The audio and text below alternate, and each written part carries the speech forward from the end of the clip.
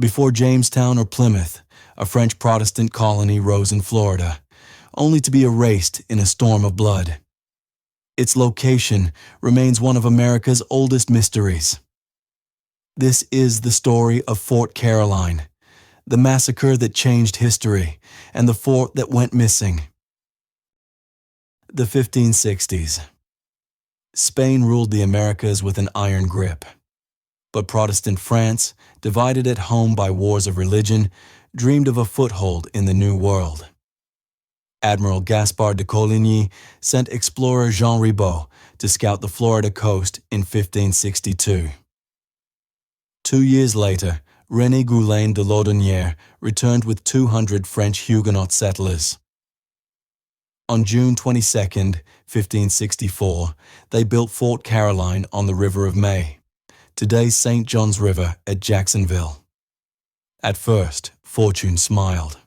The colonists forged alliances with the powerful Timucua Chief Saturiwa, trading French iron tools and cloth for food. The fort stood as France's first Protestant outpost in the Americas. But the dream soured quickly. The sandy soil yielded little. Supply ships failed to arrive, and by winter, hunger stalked the fort. Colonists mutinied, some deserting to raid Spanish ships and native villages. Laudonnière's desperate act, seizing rival Chief Altina to force corn deliveries, poisoned relations with the Timucua. By the summer of 1565, starvation loomed. Then, an unlikely savior, English privateer Sir John Hawkins. In July he arrived, trading food, guns, and even a small ship in exchange for French cannon. Fort Caroline limped on, but Spain was already moving to crush it. To Spain, the French colony was more than an insult. It was a threat to the treasure fleets sailing past Florida. King Philip II dispatched Admiral Pedro Menéndez de Avilés with orders: drive out the Lutherans. Menéndez founded St. Augustine on September 8, 1565, the first permanent European city in the United States. Just days earlier, Ribault had returned with hundreds of reinforcements. Against Laudonnière's advice, Ribault sailed south with his fleet to attack St. Augustine. But a hurricane shattered his armada, wrecking ships along the coast. Seizing the chance, Menéndez marched overland through the storm. What followed was one of the darkest mornings in American history. On September 20th, 1565, at dawn, Spanish soldiers stormed Fort Caroline. The French defenders were caught unprepared. About 140 men were killed. Some 40 to 50 survivors, including Laudonnière and artist Jacques Lemoyne, fled by ship.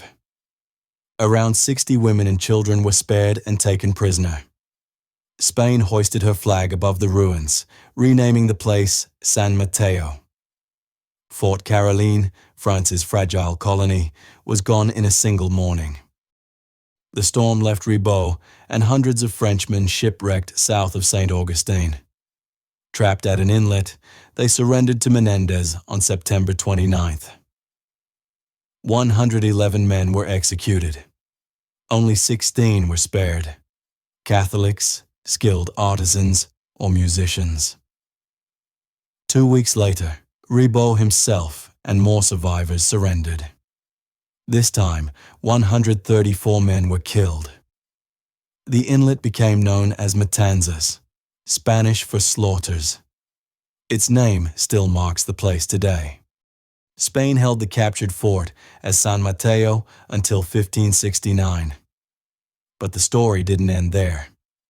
In April 1568, French Protestant privateer Dominique de Gourgues, with Timucua allies, launched a daring revenge raid. He captured the Spanish river outposts, executed prisoners in the name of the murdered French, and burned the fort. Yet France never again attempted colonization in Florida. Spain remained master of La Florida. Today, the exact site of Fort Caroline is unknown. The Fort Caroline National Memorial in Jacksonville marks the general area, but archaeologists have found no definitive remains. In 2014, researchers Fletcher Crowe and Anita Spring argued the fort may have stood not in Florida, but at Georgia's Altamaha River. Most scholars disagree, pointing to eyewitness accounts linking it to the St. Johns River. 4.5 centuries later, Fort Caroline remains a fort without a footprint, a ghost on America's earliest maps. Fort Caroline lasted barely a year, but its destruction marked the first great clash of empires, religions, and peoples in North America. It was a story of ambition, betrayal, storms, and massacre, long before Jamestown or Plymouth. And still today, the fort that witnessed it all remains missing.